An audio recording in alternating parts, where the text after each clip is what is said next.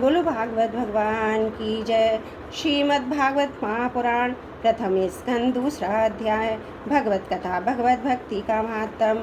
श्री व्यास जी कहते हैं, शौनकादि ब्रह्मादि ऋषियों के ये प्रश्न सुनकर रोमहर्षण के पुत्र उग्रश्रावा को बड़ा ही आनंद हुआ।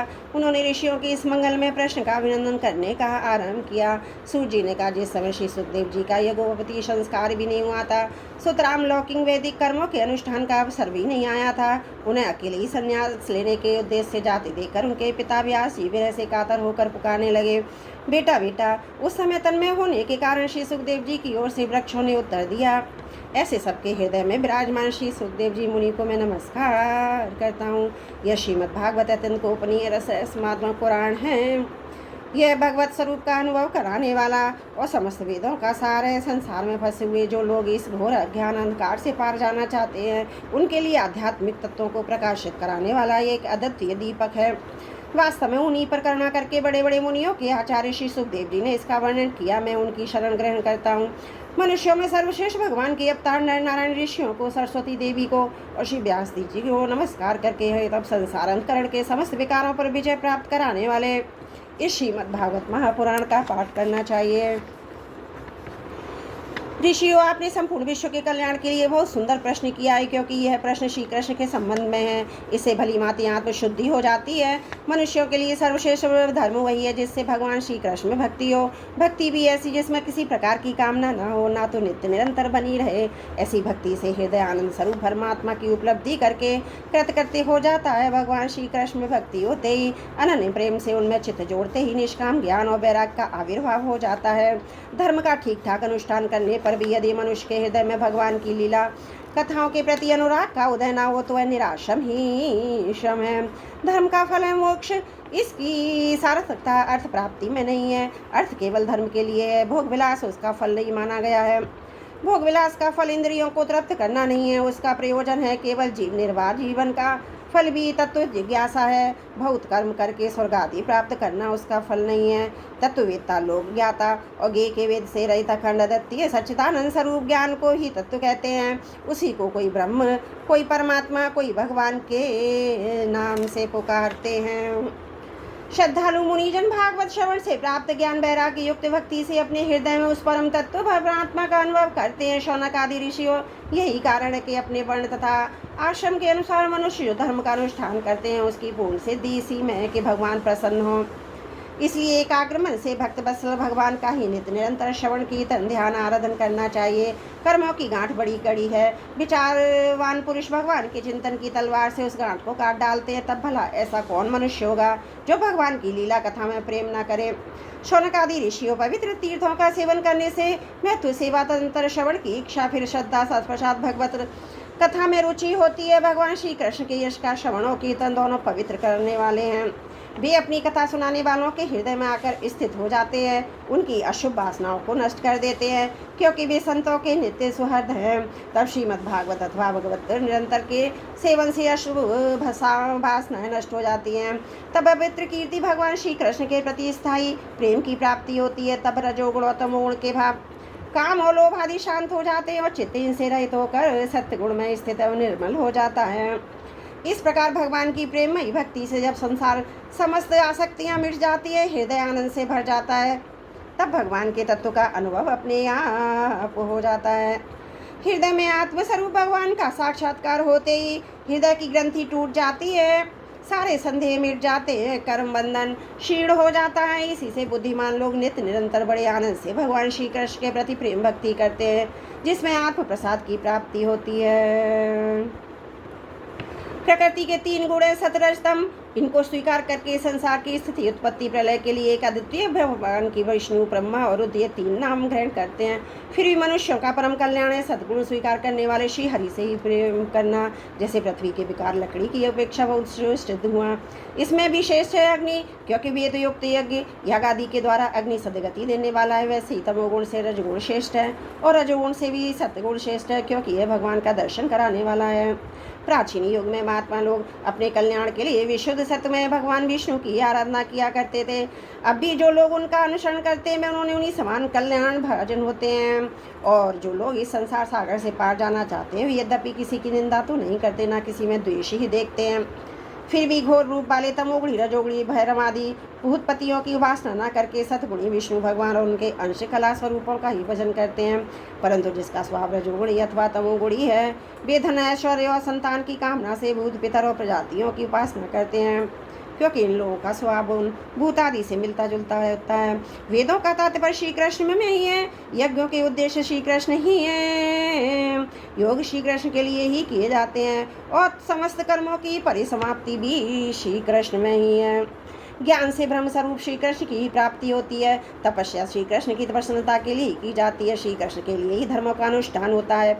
ये सब गतियाँ श्री कृष्ण में ही समा जाती हैं। यद्यपि भगवान श्री कृष्ण प्रकृति और उसके गुणों अतीत हैं, फिर भी अपनी गुणमयी माया से जो प्रपंच की दृष्टि से हैं, तत्व की दृष्टि से नहीं है, उन्होंने ही सर के आदि में संसार की रचना की थी। ये सतरजतम तीनों गुण इसी के माया के विलास हैं। इनके भीतर रहकर भगवान इनसे युक्त सरीखे मालूम पड़ते हैं। वास्तव में तो ये परिपूर्ण विज्ञान नंदन घन है। अग्नि तो वस्तुतः एक ही है, परंतु जब वह अनेक प्रकार की लकड़ियों में प्रकट होती है तब वह अनेक सी मालूम पड़ती है। वैसे ही सबके आत्मरूप भगवान तो एक ही है, परंतु प्राणियों की अनेकता से अनेक जैसे जान पड़ते हैं। भगवान ही सूक्ष्म भूत तन्मात्रा इंद्रियता अंतकरण आदि गुणों के विकार भूत भावों के द्वारा नाना प्रकार की योनियों का निर्माण करते हैं और उनमें भिन्न भिन्न जीवों के रूप में प्रवेश करके उन योनियों के अनुरूप विषयों का उपभोग करते कराते हैं। वे ही संपूर्ण लोक की रचना करते हैं और देवता पशु पक्षी मनुष्य आदि योनियों में लीलावतार ग्रहण करके सद्गुण के द्वारा जीवों का पालन पोषण करते हैं। बोलो भागवत भगवान की जय, भागवत भगवान की जय। प्रथम स्कंद द्वितीय अध्याय समाप्त। त्रुटियों के लिए क्षमा चाहती हूँ। बोलो भागवत भगवान की जय। तीसरा अध्याय भगवान के अवतारों का वर्णन। श्री सूत जी कहते हैं, षष्ठी के आदि में भगवान के लोगों के निर्माण की इच्छा होते ही उन्होंने महतत्व आदि से निष्पन्न पुरुष रूप ग्रहण किया। उसमें से 10 इंद्रियां, 1 मन और 5 भूत, ये 16 कलाएं थीं। उन्होंने कारण जल में शयन करते हुए योग निद्रा का विस्तार किया। तब उनके नाभि सरोवर में से एक कमल प्रकट हुआ। उस कमल से प्रजापतियों के अधिपति ब्रह्मा जी उत्पन्न हुए। भगवान उस विराट रूप के अंग प्रत्यंग में समस्त लोकों की कल्पना की गई है। वह भगवान का विशुद्ध सत्व में श्रेष्ठ रूप है। योगी लोग दिव्य दृष्टि से भगवान के इस रूप का दर्शन करते हैं। भगवान वह रूप हजारों पैर, जांघें और भुखों के कारण अत्यंत विलक्षण है। उसमें सहस्त्रों सिर, हजारों कान, हजारों आंखें, हजारों नासिकाएं, हजारों मुकुटें, वर्ष और कुंडल आदि आभूषणों से उल्लसित रहता है।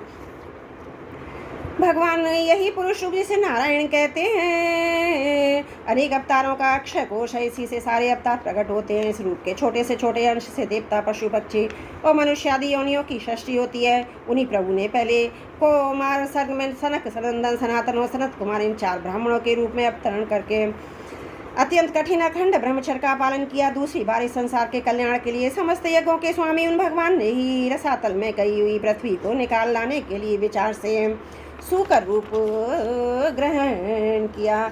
ऋषियों की सृष्टि में उन्होंने देवर्षि नारद के रूप में तीसरा अवतार ग्रहण किया और सात्वत तंत्र का, जिसे नारद पांचटात कहते हैं, उपदेश किया। उसमें कर्मों के द्वारा किस प्रकार कर्म बंधन से मुक्ति मिलती है उसका वर्णन करते हैं। धर्मपत्नी मूर्ति के गर्भ से उन्होंने नर नारायण के रूप में चौथा अवतार ग्रहण किया। इस अवतार में उन्होंने ऋषि बनकर मन और इंद्रियों का सर्वदा संयम करके बड़ी कठिन तपस्या की। 5वें अवतार में वे सिद्धों के स्वामी कपिल के रूप में प्रकट हुए और तत्वों का निर्णय करने वाले सांख्य शास्त्र का जो समय के फेर से लुप्त हो गया था, आसुरी नामक ब्राह्मण को उपदेश दिया। अनसुया के वर मांगने पर 6ठे अवतार में वे अत्रि की संतान दात्रिते हुए। इस अवतार में उन्होंने अलक और प्रहलाद आदि को ब्रह्म ज्ञान का उपदेश दिया। 7वीं बार रुचि प्रजापति की आकृति नामक पत्नी से यज्ञ रूप में उन्होंने अवतार ग्रहण किया और अपने पुत्र याम और देवताओं के साथ स्वावम मनवंतर की रक्षा की। राजा नाभि की पत्नी मेरु देवी के गर्भ से ऋषभ देव के रूप में भगवान ने 8वां अवतार ग्रहण किया। इस रूप में उन्होंने परमहंसों का वह मार्ग जो सभी आश्रमियों के लिए वंदनीय है दिखाया। ऋषियों की प्रार्थना से 9वीं बार वे राजा पृथु के रूप में अवतीर्ण हुए। शौनक आदि ऋषि इस अवतार उन्होंने पृथ्वी से समस्त औषधियों का दोहन किया था। इससे ये अवतार सबके लिए बड़ा कल्याणकारी हुआ। चाक्षुष मनवंतर के अंत में जब सारी त्रिलोकी समुद्र में डूब गई थी, तब उन्होंने मत्स्य के रूप में 10वां अवतार लिया और पृथ्वी रूपी नौका पर बैठकर अगले मनवंतर के अधिपति वैमस्वत मनु की रक्षा की। जिस समय देवता दैत्य समुद्र मंथन कर रहे थे उस समय 11वां अवतार धारण कर एक कच्छ रूप से भगवान ने मंदराचल को अपनी पीठ पर धारण किया। 12वीं बार धन्वंतरी के रूप में अमृत लेकर समुद्र से प्रकट हुए। 13वीं बार मोहिनी रूप धारण करके दैत्यों को मोहित करते हुए देवताओं को अमृत पिलाया। 14वें अवतार में उन्होंने नरसिंह रूप धारण किया और अत्यंत बलवान दैत्यराज हिरण्याकश्यप की छाती अपने नखों से अनार से इस प्रकार फाड़ डाली जैसे चटाई बनाने वाले सीख को चीर डाला हो। 15वीं बार वामन का रूप धारण करके भगवान दैत्यराज बलि के यज्ञ में गए। वे चाहते थे तो त्रिलोकी का राज्य, परंतु मांगी उन्होंने केवल 3 पग पृथ्वी। 16वें परशुराम अवतार में उन्होंने देखा कि राजा लोग ब्राह्मणों को द्रोही हो गए हैं, तब क्रोधित होकर उन्होंने पृथ्वी को 21 बार क्षत्रियों से शून्य कर दिया। इसके बाद 17वें अवतार में सत्यवती के गर्भ से पाराशर जी के द्वारा वे व्यास के रूप में अवतीर्ण हुए। उस समय लोगों की समझ और धारणा शक्ति कम देखकर बाप ने वेद रूप वृक्ष की कई शाखाएं बना दी। 18वीं बार देवताओं का कार्य संपन्न करने की इच्छा से उन्होंने राजा के रूप में राम अवतार ग्रहण किया। सेतु बंधन, रावण वध आदि वीरता संपूर्ण निरीक्षा बहुत सी लीलाएं की। 19वें और 20वें अवतार में उन्होंने यदुवंश में बलराम श्री कृष्ण के नाम से प्रकट होकर पृथ्वी पर भार उतारा। इसके बाद कलयुग आ जाने पर मगध देश बिहार में देवताओं के द्वेषी दैत्यों को मोहित करने के लिए अर्जुन के पुत्र रूप में आपका बुद्ध अवतार होगा। इसके भी बहुत पीछे जब कलयुग का अंत समीप होगा और राजा प्राय लुटेरे हो जाएंगे, तब जगत के रक्षक भगवान विष्णु यश नामक ब्राह्मण के घर कलि रूप में अवतीर्ण होंगे। शौनक आदि ऋषियों जैसे अगाध सरोवर से हजारों छोटे छोटे नाले निकलते हैं, वैसे ही सत्यनिधि भगवान श्री हरि के असंख्य अवतार हुआ करते हैं। ऋषि मनु, देवता, प्रजापति, मनुपुत्र जितने भी महान शक्तिशाली हैं वे सबके सब भगवान के ही अंश हैं। ये सब अवतार तो भगवान के अंश अवतार अथवा कलावतार हैं, परंतु भगवान श्री कृष्ण तो स्वर भगवान अवतार ही हैं। जब लोग दैत्यों के अत्याचार से व्याकुल होते हैं तब युग युग में अनेक रूप धारण करके भगवान उनकी रक्षा करते हैं। भगवान के दिव्य जन्मों की कथा अत्यंत गोपनीय रहस्यमयी है, तो मनुष्य एकाग्रचित्त से नियम पूर्वक सायकाल और प्रातःकाल प्रेम से इसका पाठ करता है वह सब दुखों से छूट जाता है। प्राकृत स्वरूप रहित चिन्ह में भगवान का जो स्थूल जगदाकार रूप है, यह उसकी माया के महत्वादि गुणों से भगवान में ही कल्पित है। जैसे बादल वायु का आश्रय लेते हैं और धूसरपना धूल में होता है, परंतु अल्पबुद्धि मनुष्य बादलों का आकाश में धूसरपेन का वायु में आरोप करते हैं, वैसे ही अविवेकी पुरुष सबके साक्षी आत्मा में स्थूल दृश्य रूप जगत का आरोप करते हैं। इस स्थूल रूप से परे भगवान का एक सूक्ष्म अव्यक्त रूप है, जो ना तो स्थूल की तरह आकार आदि गुणों वाला है, ना देखने सुनने में ही आता है। वही सूक्ष्म शरीर है, आत्मा का आरोप है, प्रवेश होने से ये जीव कहलाता है और इसी का बार बार जन्म होता है। प्रेत सूक्ष्म और स्थूल शरीर अविद्या से आत्मा में आरोपित है। जिस अवस्था में आत्मस्वरूप के ज्ञान से आरोप दूर हो जाता है उसी समय ब्रह्म का साक्षात्कार होता है। तत्वज्ञानी लोग जानते हैं कि जिस समय यह बुद्धि रूपा परमेश्वर की माया निवृत्त हो जाती है उस समय जीव परमानंदमय हो जाता है, अपनी स्वरूप महिमा में प्रतिष्ठित होता है। वास्तव में जिनके जन्म नहीं है और कर्म भी नहीं है उन हृदय ईश्वर भगवान के अपराकृत जन्म कर्मों का तत्वज्ञानी लोग इसी प्रकार वर्णन करते हैं, क्योंकि उनके जन्म और कर्म भेदों के अत्यंत गोपनीय रहस्य हैं। भगवान की लीला अमोघ है, वे लीला से ही संसार का सृजन पालन और संहार करते हैं, किंतु इसमें आसक्त नहीं होते। प्राणियों के अंतकरण में छिपे रहकर ज्ञान इंद्रियों मन के नियंता के रूप में उनके विषयों का ग्रहण भी करते हैं, परंतु उनसे अलग रहते हैं। वे परम स्वतंत्र हैं, ये किस विषय कभी नहीं लिप्त कर सकते हैं। जैसे अनजान मनुष्य जादूगर अथवा नट के संकल्प और वचनों से की गई करामात को नहीं समझ पाता, वैसे ही अपने संकल्प और वेदवाणी के द्वारा भगवान के प्रकट किए हुए नाना नाम और रूपों को तथा उनकी लीलाओं को कुबुद्धि जीव बहुत सी तर्क युक्तियों के द्वारा नहीं पहचान सकता है। चक्रपाणी भगवान की शक्ति और पराक्रम अनंत है, इसकी कोई था नहीं पा सकता है। वे सारी जगत के निर्माता होने पर वे सबसे सर्वदा परे उनके स्वरूप को अथवा उनकी लीला के रस को ही जान सकता है। जो नित्य निरंतर निष्कपट भाव से अनेक चरण कमलों की दिव्य गंध का सेवन करता है, सेवा भाव से उन्हें चरणों का चिंतन करता रहता है। शौनक आदि ऋषियों, आप लोग बड़े ही सौभाग्यशाली तथा धन्य जो इस जीवन में विघ्न बाधाओं से परे संसार में समस्त लोगों के स्वामी श्री कृष्ण से ये सर्वात्म आत्मभाव व निर्वचनीय अनन्य प्रेम करते हैं, जिससे फिर इस जन्म मरण रूप संसार के वह चक्कर में नहीं पड़ना पड़ता। भगवान वेदव्यास ये वेदों के समान भगवत चरित्र से परिपूर्ण भागवत नाम का पुराण बनाया है। उन्होंने इस शालग्नि कल्याणकारी और महान पुराण को लोगों के परम कल्याण के लिए अपने आत्मज्ञानी शिरोमणि पुत्र को ग्रहण कराया। इससे सारे वेद और इतिहासों का सार संग्रह किया है। सुखदेव जी ने राजा परीक्षित को यह सुनाया। उस समय वे परम ऋषियों से घिरे हुए आमरण अनशन का व्रत लेकर गंगा तट पर बैठे हुए थे। भगवान श्री कृष्ण जब धर्म ज्ञान आदि के साथ अपने परम धाम को पधार गए, तब इस कलयुग में जो लोग अज्ञान रूपी अंधकार से अंधे हो रहे हैं, उनके लिए भी पुराण रूपी सूर्य इस समय प्रकट हुआ है। शौनक आदि ऋषियों, जब महातेजस्वी श्री शौनक देव जी ने कहा कि महाराज वहाँ इस पुराण की कथा कर रहे हैं, तब मैं भी यहाँ बैठा था। वहीं मैंने इसकी कृपा पूर्ण अनुमति से इसका अध्ययन किया। मेरा जैसा अध्ययन है और मेरी बुद्धि ने जिस प्रकार इसको ग्रहण किया है, उसी के अनुसार इसे मैं आप लोगों को सुनाऊंगा। बोलो भागवत भगवान की जय। प्रथम स्कंद तृतीय अध्याय समाप्त। त्रुटियों के लिए क्षमा चाहती हूँ। चौथा अध्याय महर्षि व्यास का असंतोष। व्यास जी कहते इस दीर्घकालीन सत्र में सम्मिलित हुए मुनियों में विद्या वयोवृद्ध कुलपति ऋग्वेद जी शौनक जी ने सूर्य जी की प्रवक्त बात सुनकर उनकी प्रशंसा की और कहा। शौनक जी बोले, सूर्य जी अब वक्ताओं में श्रेष्ठ हैं तथा बड़े भाग्यशाली हैं। जो कथा भगवान श्री सुखदेव जी ने कही थी, वही भगवान की पूर्णमयी कथा कृपा करके आप हमें सुनाइए। वह कथा किस युग में, किस स्थान पर, किस कारण से हुई है। मुनीश्वर श्री कृष्ण देवपायन ने किसकी प्रेरणा से परमहंसों संहिता का निर्माण किया था। उनके पुत्र सुखदेव जी बड़े योगी समदर्शी वेदभाव रहित संसार निद्रा से जागे एक निरंतर एकमात्र परमात्मा में स्थित रहते हैं। वे छिपे रहने के कारण मूर्ख से प्रतीत होते हैं। व्यास जी जब संन्यास के लिए वन की ओर जाते हुए अपने पुत्र का पीछा कर रहे थे, उस समय जल में स्नान करने वाली स्त्रियों ने नंगे सुखदेव जी को देखकर तो वस्त्र धारण नहीं किया, परंतु वस्त्र पहने हुए व्यास जी को देखकर लज्जा से कपड़े पहन लिए। इस आश्चर्य को देखकर जब व्यास जी ने उन स्त्रियों से इसका कारण पूछा, तो उन्होंने उत्तर दिया कि आपकी दृष्टि में तो अभी स्त्री पुरुष का भेद बना हुआ है, परंतु आपके पुत्र की शुद्ध दृष्टि में ये भेद नहीं है। कुरुजांगल देश में पहुंचकर हस्तिनापुर में ये पागल गूंगे और जड़ के समान विचरते होंगे। नगरवासियों ने उन्हें कैसे पहचाना। पांडव नंदन राशि परीक्षित का इन मौनी सुखदेव जी के साथ संबंध कैसे हुआ, जिसमें ये भागवत संहिता कहीं गई। आप महाभाग सुखदेव जी तो गृहस्थों के घरों को तीर्थरूप बना देने के लिए उतनी ही देर उनके दरवाजे पर रहते हैं जितनी देर में एक गाय धुई जाती है। सूर्य जी, हमने सुना है कि अभिमन्यु नंदन परीक्षित भगवान के बड़े प्रेमी भक्त थे। उनके अत्यंत आश्चर्य समय जन्मों और कर्मों का भी वर्णन कीजिए। वो पांडव वंश के गौरव बढ़ाने वाले सम्राट थे। वे भला किस कारण से साम्राज्य लक्ष्मी का परित्याग करके गंगा तट पर मृत्यु पर्यंत अनशन का व्रत लेकर बैठे थे। शत्रुघ्न अपने भले के लिए बहुत साधन लाकर उनके चरण रखने की चौकी को नमस्कार करते थे। वे एक वीर युवक थे। उन्होंने उस दुस्तज लक्ष्मी को अपने प्राणों के साथ भला क्यों त्याग देने की इच्छा की। जिन लोगों का जीवन भगवान के आश्रित है, वे तो संसार के परम कल्याण, अभ्युदय और समृद्धि के लिए ही जीवन धारण करते हैं। उसमें उनका अपना कोई स्वार्थ नहीं होता। उनका शरीर तो दूसरों के हित के लिए था। उन्होंने विरक्त होकर इसका परित्याग क्यों किया।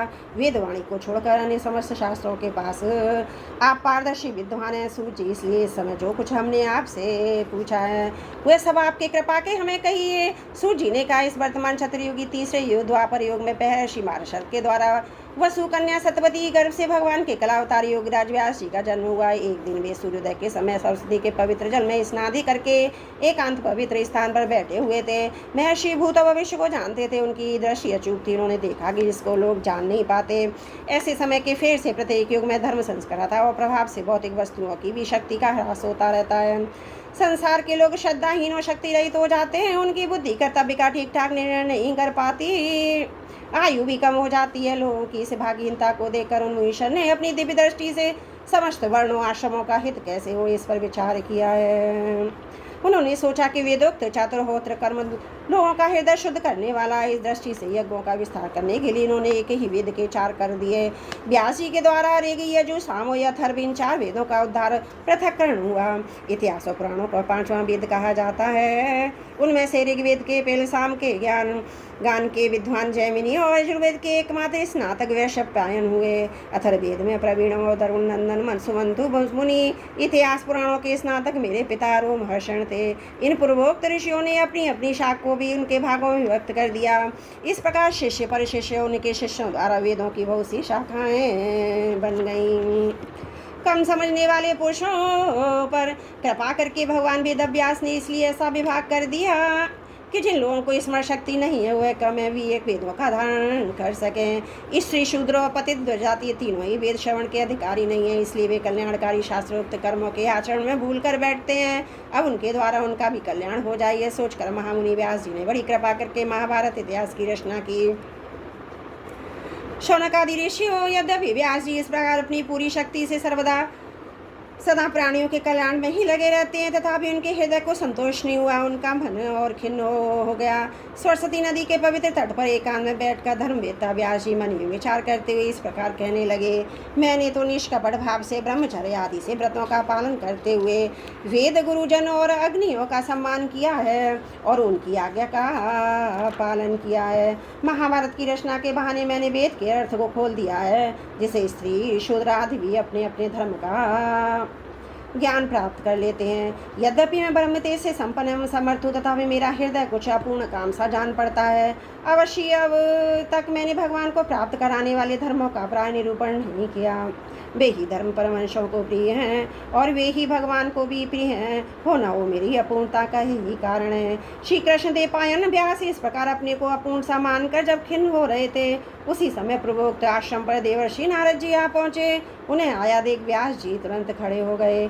उन्होंने देवताओं के द्वारा सम्मानित देवर्षि नारद की विधि पूर्वक पूजा की। बोलो भागवत भगवान की जय। प्रथम स्कंद चतुर्थ अध्याय समाप्त। त्रुटियों के लिए क्षमा प्रार्थी हूँ।